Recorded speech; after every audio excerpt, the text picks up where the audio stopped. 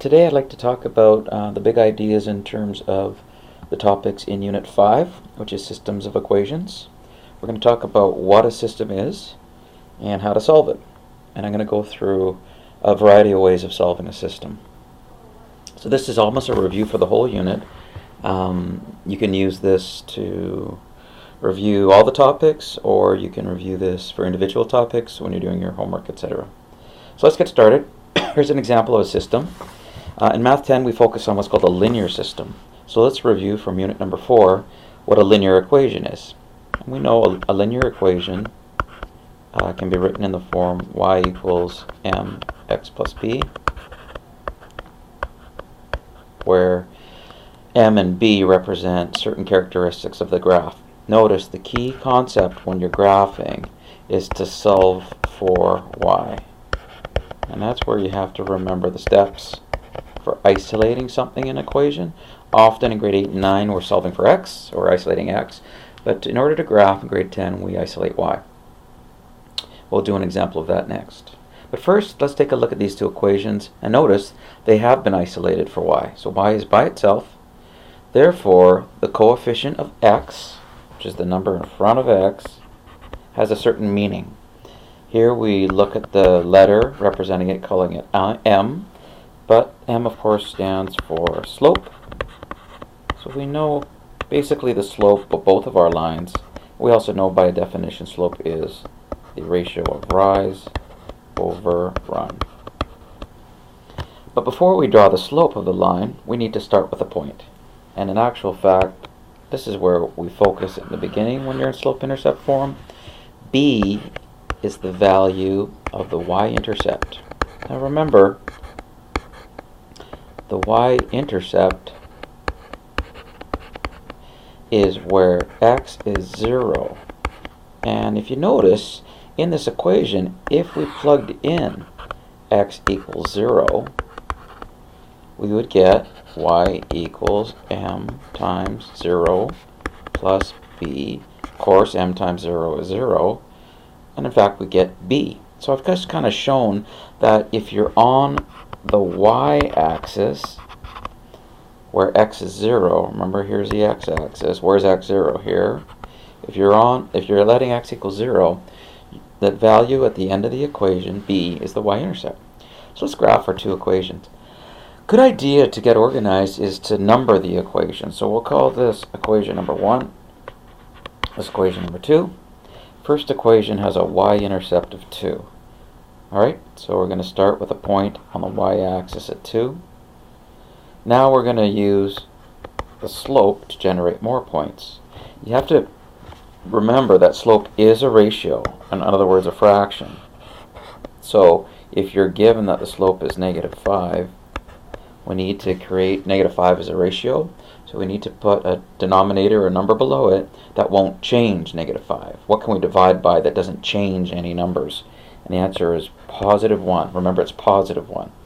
Because now, from our first point, we need to do a rise of -5, which is down. So we're going down 5 units. And then we're doing a run of +1, so we're going to the right 1 unit. And there's our next point.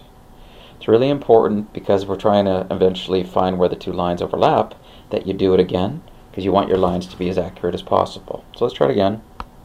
Down 5 to the right 1.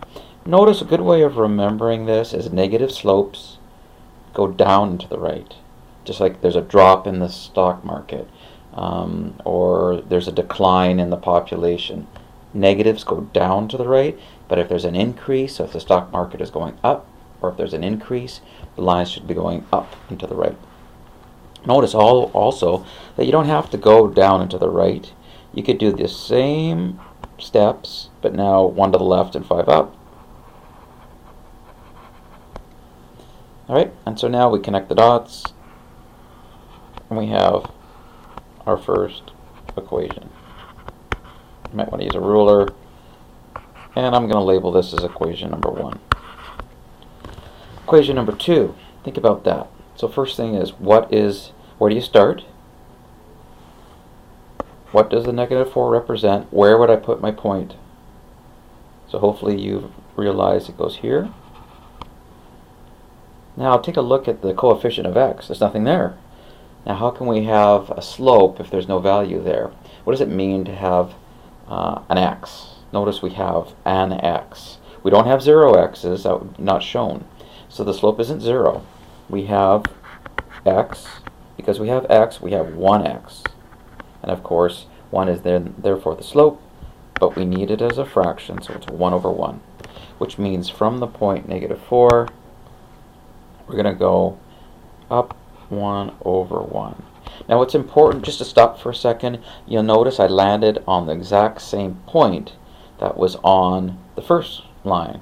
So really, before I continue the dots, I'm just going to put a circle around that, because that is in fact our solution. We'll keep continuing though. So up 1 over 1, up 1 over 1, 1 over 1. Notice if you went down and to the left, or to the left and down, I guess you could say, you could draw your line that way. Here's our second line. You want to make sure when you're doing your graphs you put it right through the grid, and you should include arrows. More importantly, as I mentioned, we can see that the two lines intercept at 1 over and 3 down. It's really important to remember when you're writing down points. It's the x coordinate first, then the y.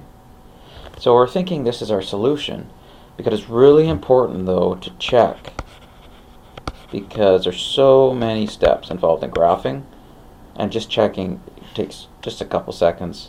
How can we prove that a point is the solution? Well, we did this in our last unit, Unit 4. A point is a solution of an equation if, when you substitute in the values, the left and right hand side of the equation are balanced or equal. So in this particular case, we're going to check, but we have to check both equations. So let's plug these two numbers into the first equation. Notice the first equation starts with a y, so we'll go -3 equals, with a question mark because we're checking it, -5 times the x coordinate plus 2. So take a look at that. Does -3 equal -5 plus 2? Answer is yes. So we know this point exists on the first line. Let's check the second line. Again, it starts with y, so I start with -3. Does that equal, let's plug in x equals 1 minus 4. Think about that. Does the left-hand side equal the right-hand side? True. Since this point works in both equations, and since these 2 points are going to intersect only at one point, we know, and we've proven, that 1, -3 is the solution. By the way, while I have you looking at the graphs, remember we talked about 3 kinds of linear systems. You've got what's called an intersecting system when the slopes are different. So in this case, you'll notice the slopes are different. We know the lines are going to cross, and they're only going to cross once, because these are straight lines. Sometimes you can end up with what's called a parallel system. Whoops, that's not right.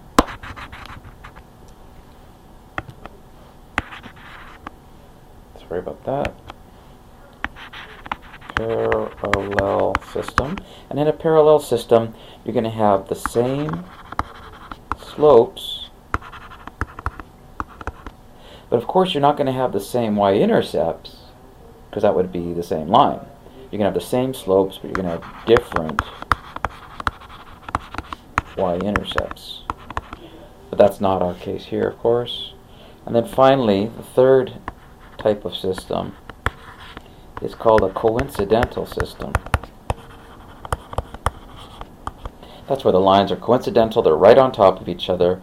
In other words, we have the same M and the same B. If you think about a solution is where the two lines cross or touch, or the points they have in common. An intersecting system will only have one solution. Yes, it'll have an x and a y coordinate, but it'll be one point. A parallel system will have no solutions. Alright? And finally, a coincidental system, where the two lines are right on top of each other, you're going to have an infinite number of solutions. So there's our first example. Those equations were given to us in slope-intercept form. Now, Another way of checking is to do another method with these equations, but I'm going to save that for the next example if you don't mind. So let's do the next example really quickly. Notice in the next example these equations are not solved for y. And because they're not solved for y, that's our first step. So let's number the equations and begin. So solving for y involves isolating the variable. So 2x plus 3y equals 12. We're going to isolate at y by performing the same operation to both sides, and it's the inverse operation to the numbers around y. So we have to remove the 3, we also have to remove the 2x. There is an order that we work in, and basically we work the farthest away from y to the closest.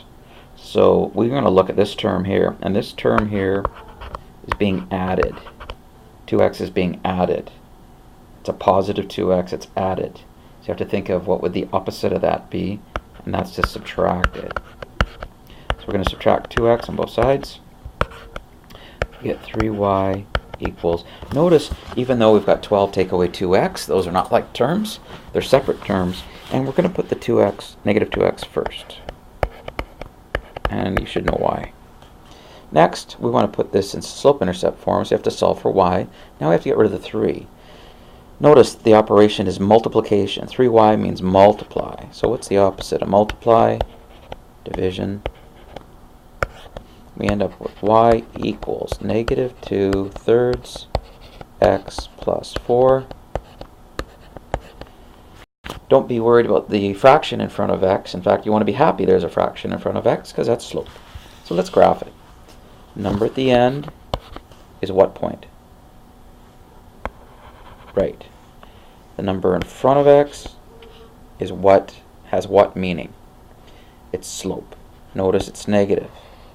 So we're going to drop 2 down. That's the rise. It's negative, so we go down, not up. The run is positive, though. So we're going to go 3 to the right, put a dot. As I mentioned in the previous example, we want to repeat that. And you want to go in the reverse order, which is 3 to the left, 2 up.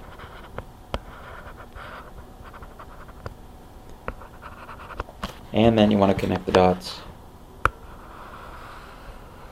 Hopefully with a ruler, not like me.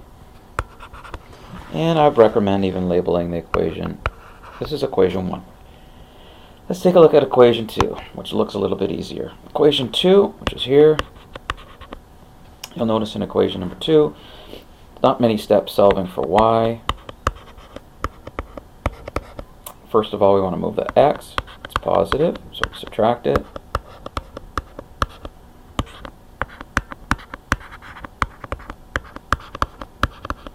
And now I divide by the number in front of y, which is negative 1. And I end up with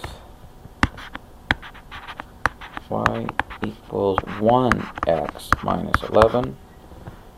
This one's challenging, and this is why we want to do other ways of solving a system. Notice negative 11 is the y-intercept. It's not on my grid. Now, of course, I could kind of estimate it. And then I also know the slope's 1.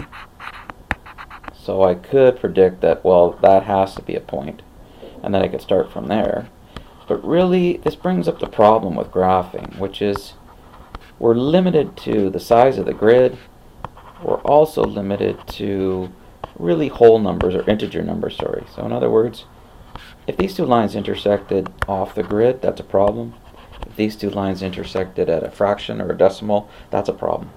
So that's why we teach other methods. And I'll do an example of that in a sec. But you can tell what the solution of this system is. We've got 9 over and 2 down. 9 over, 2 down. Remember, x first, then y. And again, what else did I mention? You need to make sure, because there's so many steps involved in graphing, and it's so easy to have those lines not line up, you want to make sure you check. So let's do that.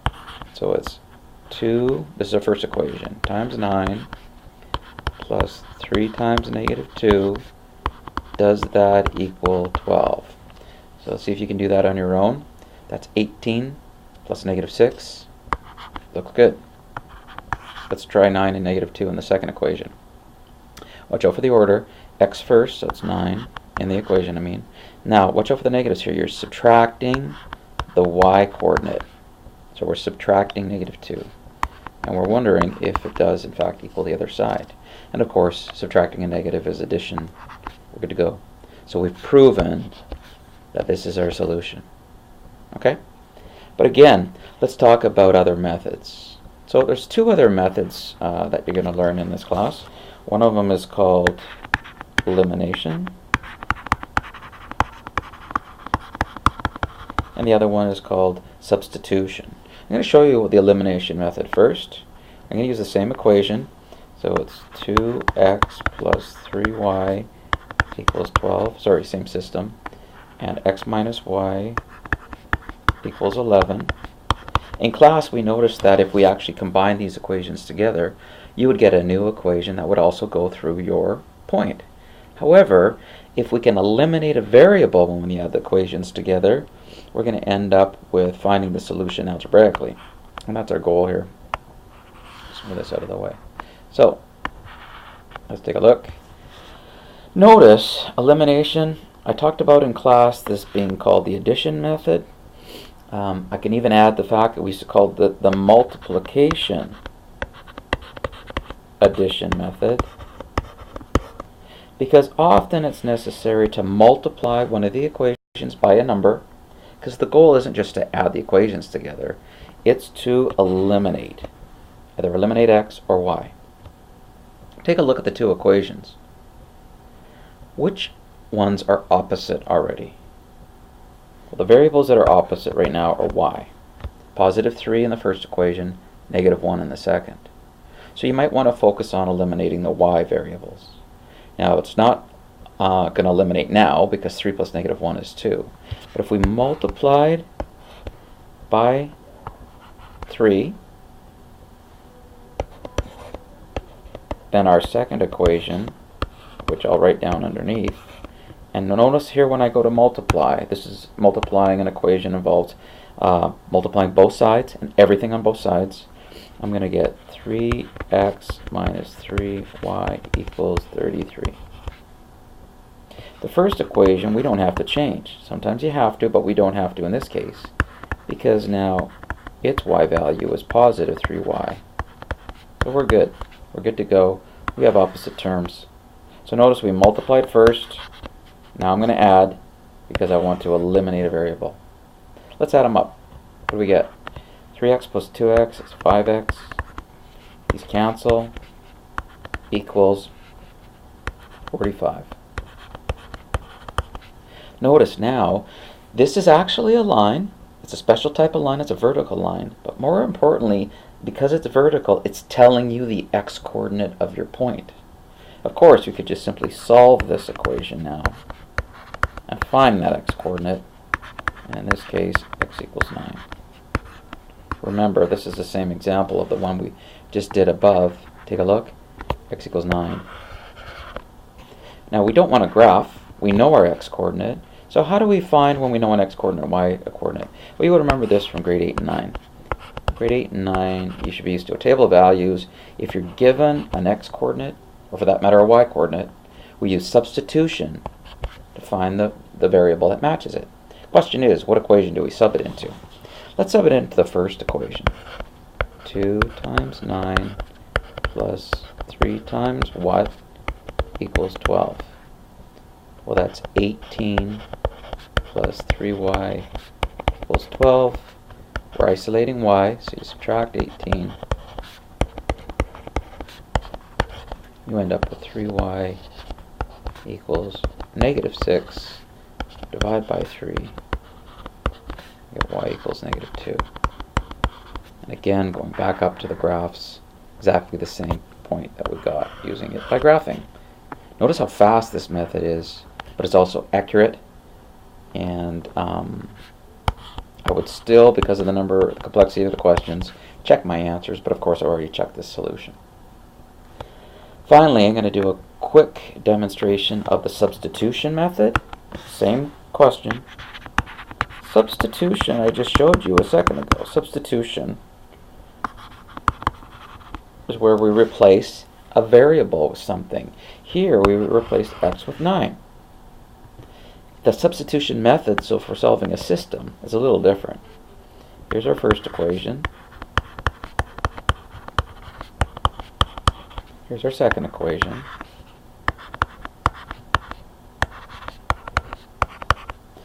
So with elimination, you line up like terms, you get opposite terms, you add them, you eliminate a variable.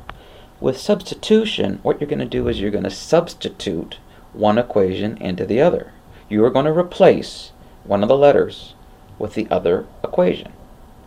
If you take a look at that, in order to replace something, you need to know what that something is equal to. So your first step when you're doing substitution is to look at the two equations and ask yourself, what variable is the easiest to isolate? Now I'm pointing to the second equation because x and y are easier to isolate here than the 2x and the 3y in the first equation. Then out of the two variables, x is the easiest variable to isolate. It doesn't matter as long as you have an isolated variable. So how can we get x by itself? Well, the answer is move the y. We get x equals y plus 11. This is an expression for x. This is the second equation, and so now we're going to combine these two equations, not by adding them, but by replacing. I've just isolated x. I have a bracket that represents x. Previously I had a number that represented x, 9, and I plug that number in.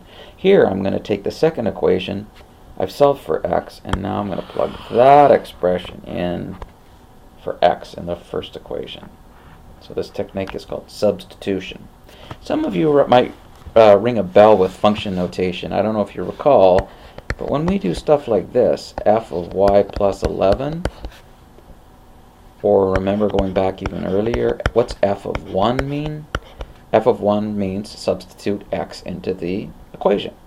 Here, I'm not replacing x with a number, I'm replacing x with another expression. That's how we combine the two equations together. Watch what happens. Here's your first equation over again. We've got 2. We're supposed to have x, but I'm going to replace it. Then we have plus 3y equals 12. What am I going to replace x with? With what it represents in the second equation. So we get 2y plus 11 plus 3y equals 12. Notice I've replaced x with y's. I don't have any x values now, which means I can just go ahead and solve this equation and find what y is equal to. I distribute.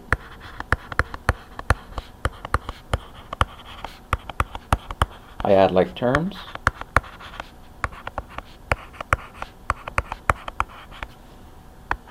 And I isolate the variable.